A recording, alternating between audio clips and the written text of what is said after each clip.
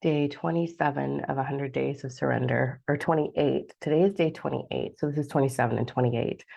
I spent yesterday on the couch with the most obnoxious flu I have ever experienced in my life, um, which was really interesting as a single woman getting that unwell, like crazy fever, hallucinations, body pain to the point where I could barely walk. And I had this little pity party for a minute. And so that's what I want to talk about today. The this is temporary. So my pity party was I just wanted someone to take care of me, like legit feeling so unwell and not being able to navigate myself or cook for myself yesterday.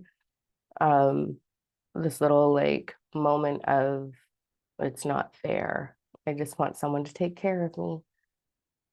And how unwell I was. Like, ooh, still obviously not feeling that great today, but my head is clear at least. Well, my thoughts are.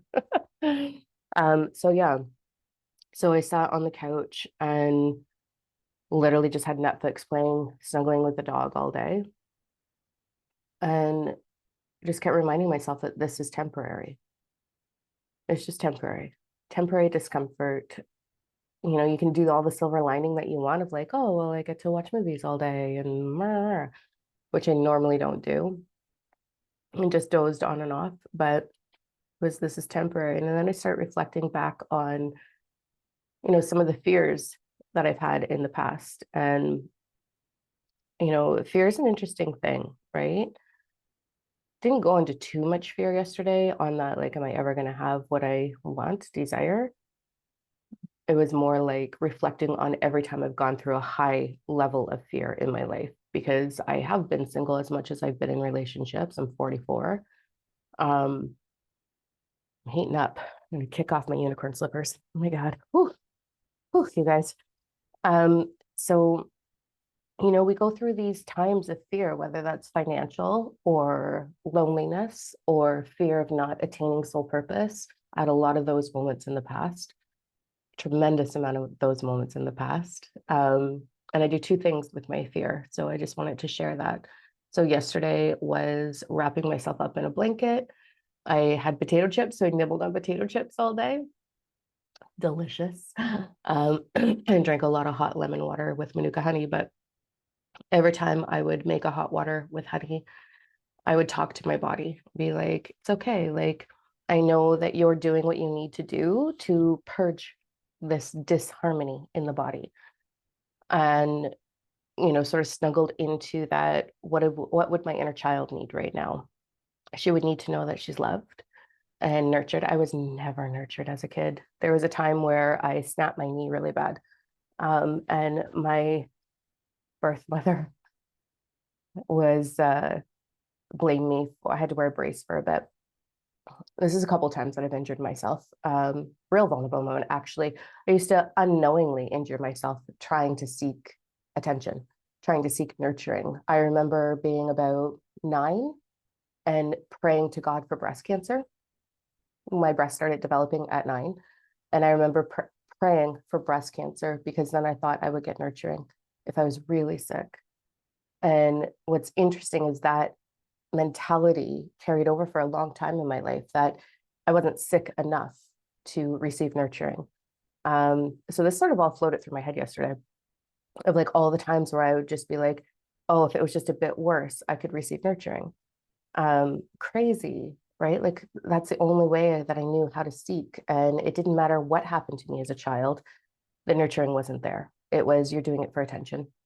Um, so I have this thing that happens where I sort of shut down and I don't want to be perceived as needing attention. So that sort of surfaced yesterday. I was like, isn't that fascinating? So I reached out to a couple of my really good girlfriends and just said, can you guys send me healing? Because like I'm not doing very well today. And so that was a beautiful transition. And that might be the first time that I've actually reached out for emotional support. I think it might be, to be honest. Um, but I also really kept to myself for the most part. I have a really, really good one of my best friends. He was unbelievably supportive for me yesterday, and that was really nice to receive that. So there's that piece, nurturing my inner child of this is temporary, nurturing my body, and it's okay. Like, we are literally just going to lay down and watch movies, and I'm going to let you do what you need to do. I've had a lot of disharmony in my body in the past that I've shared with you guys. And that is something that just going into the discomfort and acknowledging it and nurturing it and thanking it for, one, showing me what I need. Like back pain or whatever, I'll go into that pain and just be like, I see you and thank you for showing me what I need. And yesterday was I believe to be the day that it was like, we just want to be nurtured by someone. So I leaned in. Well, that was beautiful. Um, this is temporary with back pain or the flu, or financial fear, or not setting in a sole purpose, or whatever it be. And this is temporary. It's okay. And then I do this other quirky thing with my fear that I want to share with you. I'm a pretty big dork, but fear is just the ego self trying to demonstrate for you what needs reassurance and love in your life. And so that little blip of fear of like, am I ever going to have that person that nurtures me, kind of surfaced in. And then I started reflecting on some of the past fears that I've had and how I navigate through them. And that's actually been a pretty big lesson for me over the last week. With sociopath dude coming in, there was a lot of fear associated with, could this be too good to be true? Da, da, da. And then the moment that I met the person, it was like, why did I waste all that energy in analyzing or trying to sort out if it was my intuition or my head? Like, just move through things, because before you know it, that final information is there. So that's something that I'm going to like really put a lot of focus on, is not jumping into analytics, not jumping into defeat, not jumping into, oh my God, what if? And instead, this is just temporary discomfort. What is my body or my mind or my emotional body or my inner child? What are they asking of me right now? And go into that space instead of the analytics. So there's that. And then my quirky little tip with fear.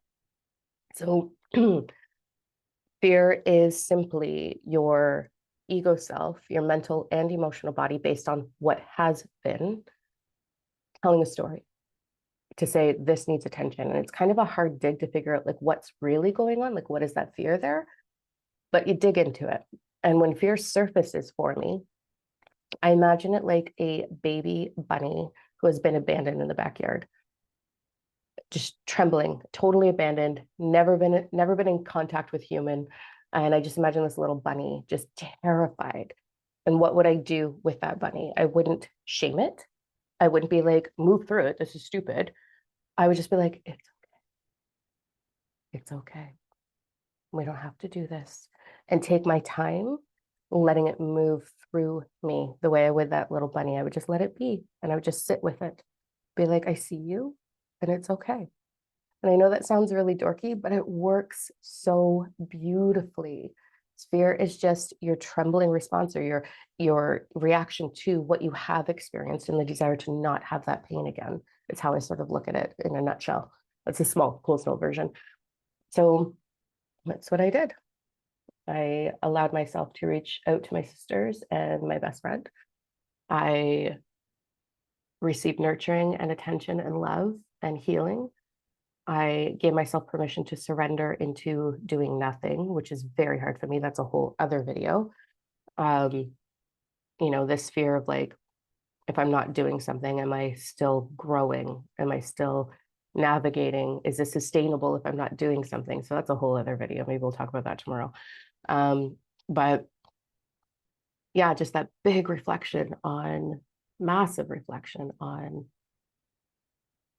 how hard it was for me as a little girl to receive any nurturing because it just wasn't there. I would get ridiculed and told I was seeking attention. My dad would just hurt me, just a cuff upside the head, like, get your shit together, you're fine.